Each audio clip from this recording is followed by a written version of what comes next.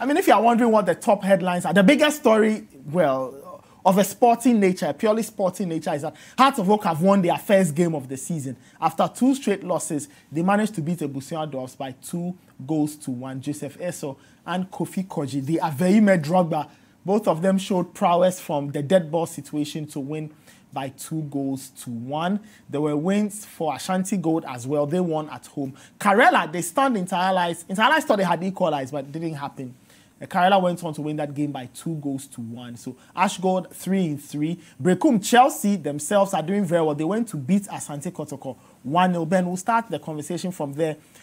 The game is done, but there are all kinds of funny stories and very troubling stories coming out of Kumasi reportedly. Before we even get into the more serious one, I don't know if you have the images of the supporters very upset about a refereeing decision that was taken during the game. So there you see the fans of Asante Kotoko throwing water or missiles onto the pitch. Why? Because the referee sent off Ampim Da Costa mistakenly. He mistook him for somebody else, flashed him a second yellow card there, and sent him off. The fans were upset at the decision. You can see fans hurling things onto the tracks, hurling things onto the pitch, causing all kinds of mayhem. Only 3 weeks into the league, Ben, we are dealing with crowd trouble already.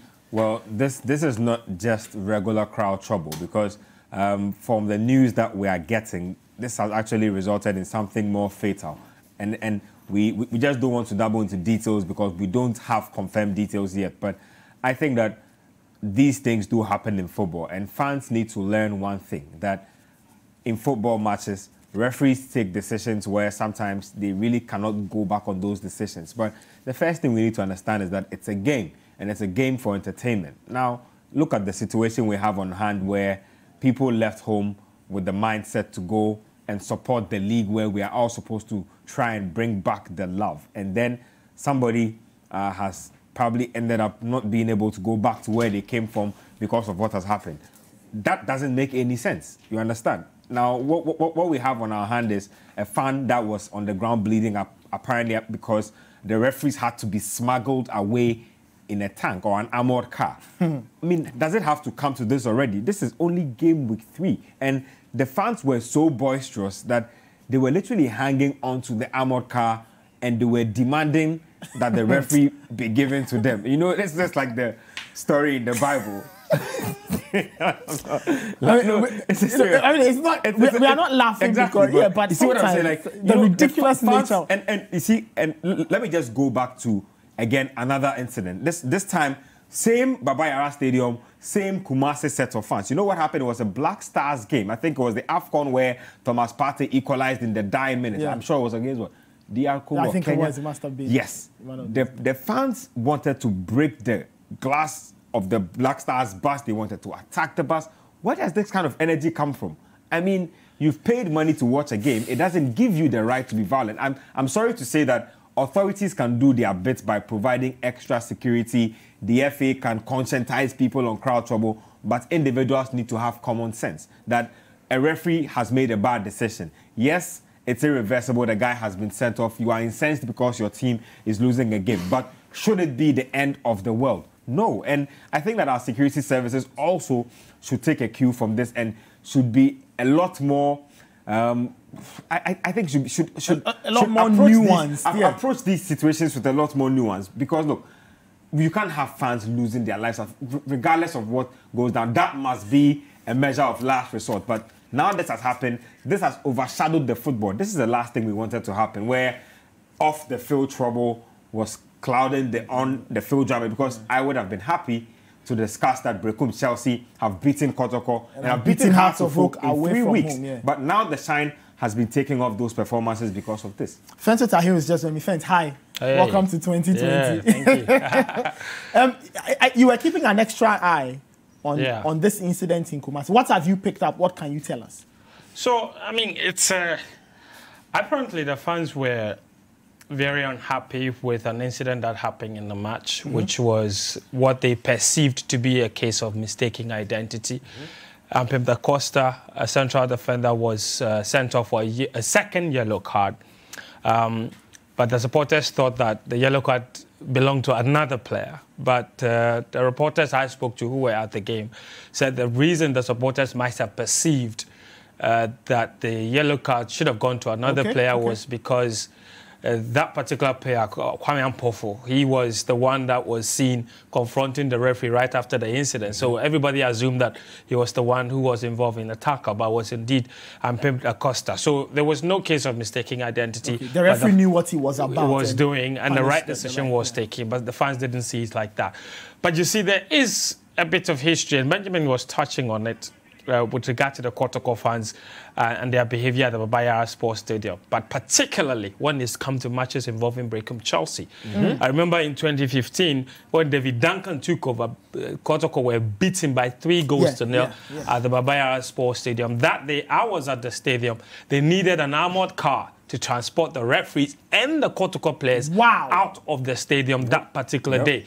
Today was very similar. It has happened before in a CAF Confederations Cup against Mo Beja. Yes, I remember there was a particular time where one very popular Beninese referee was Kofi Koja, I think. Yes, with a name like that. It was one of those... He was giving the ambulance uniform until one supporter... And it was one of he those was being games sneaked where... out of the back until one supporter pointed him out and said, hey, that's the referee. Kotoko lost at home to Mo Beja in that particular match. So these things are very common. And I think that you can understand why a fan will be frustrated that the team hasn't won the whole match, or they will think the referee has a role to play in their defeat. But the truth is that I don't think that in this era we've done enough to educate fans about responsibility. I think fan conduct is one of the reasons our league is still where it is. Because people have to understand that you can lose a game without the referee deliberately, maliciously taking decisions against you. You have to also understand that it is entirely possible for a referee to have a bad game without being influenced by the opposition. If you understand these nuances, then you can control your temper much better. But at the same time, I think it's also crucial that our security services are trained on crowd control. Because I really think this incident, from what I picked up, what happened was that when the referee was picked into the police van and we were trying to whisk him away, there were still fans hanging onto the car and asking him, where's the referee, get him out, and that sort of thing. There are more than 1,000 ways of getting the crowd to get away from the police car, other than shooting straight into the eye of one. And I saw the video, and according to Benjamin Yamwa, a reporter that I spoke to in Kumasi, the bullet went straight through his eye. That's gruesome. So you should see the footage. No, you should. You could tell that there were parts of his body, his brain, exactly. Just lying on the ground. What he told me was that what they can't confirm, reports coming out of Konfonachi Teaching Hospital, is that he might have passed. And Benjamin hit the nail right on the head. We don't need this at this time. No fan deserves to lose his life. This is like a body blow to the FA, because you do all the good work to start a league again. And in match week 3, it's quite unfortunate. It's really unfortunate, because I mean, we talk about these things all the time. Last season, a Kotoko official went to Doma and pulled a gun. He was banned for what, 6 months or 4 months. He's back and he's attending matches again. So if an official can do this, why wouldn't a supporter go to the extent of trying to stop the police from doing their work? So it's not just the supporters. I think leaders have to show by example. The supporters have to take responsibility. And then ultimately, our referees have to try to be better. They cannot always be the center of attention. They brought our football to his knees. Now they're trying to kick the football to the ground, right? I don't want to blame them, but I'm just saying that, look, regardless of how bad officiating might get, it should never get to this. As football fans, you have no right trying to... I mean... What's your business trying to attack the next man? What is your business trying to attack the next man, really? So that's the one angle. The other angle is the security services. Of course. Is the right way to handle crowd violence, shooting straight into the eye of the supporters. We talk about these things all the time, and it's not just in football. Outside of football, we saw what happened at Dayawaso West Wagon. You can't do those things. Our security services need to be better.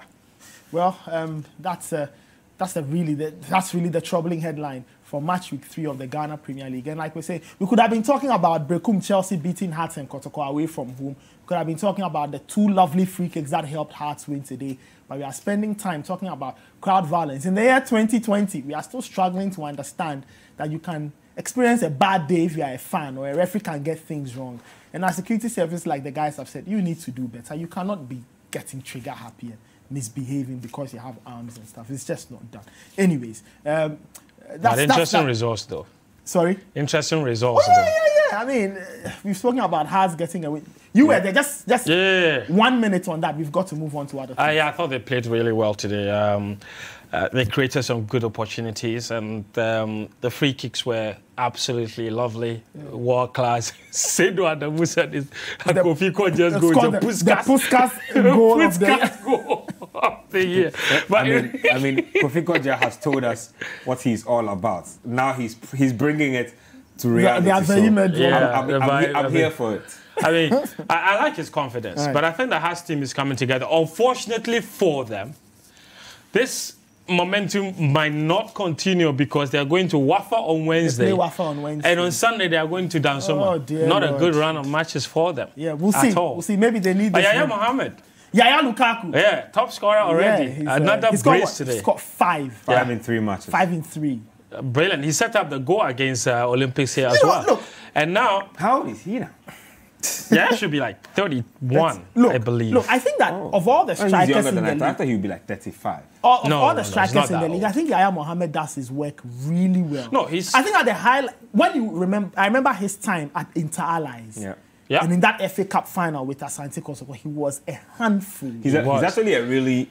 You should... professional. Yeah. That's the bit people don't know about him. He takes his body work seriously. He's like consistently training, watching his diet, that type of thing. He doesn't play around. His hold-up play is brilliant. Okay. And you should think back to 2016 at the Chan tournament. Yes. Part of that Maxwell Kuneji team that went all the way to the final. He didn't score, but he was always been a brilliant player. He worked hard. You know, so great player. Maka Jukum also got a brace. There's one player he never gets enough props. I think his numbers from the back end of the last league till now. Really the NC special position, he was really good. So Ashko doing well. Brekum Chelsea winning 2 out of 3 away from home.